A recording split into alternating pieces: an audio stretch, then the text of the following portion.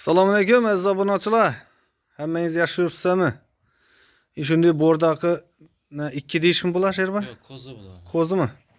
Şimdi kozu koçkarlarımız var yine. 15 kilodan 30 kilogacha mı? 30-35 kilo. 30-35 kilogacha semiz koçkarlarımız var yine. Kozu koçkarlar.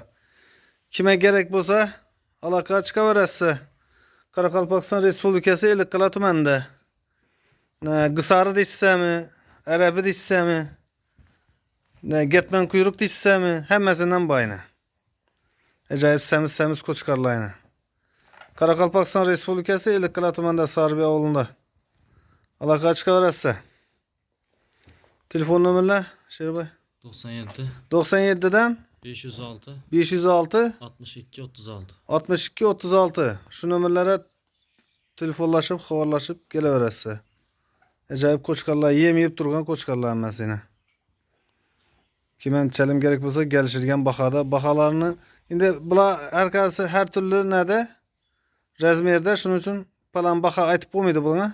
O'zlaring kelishib ustunda guringlashib olib ketaverasiz. Hammangizga rahmat.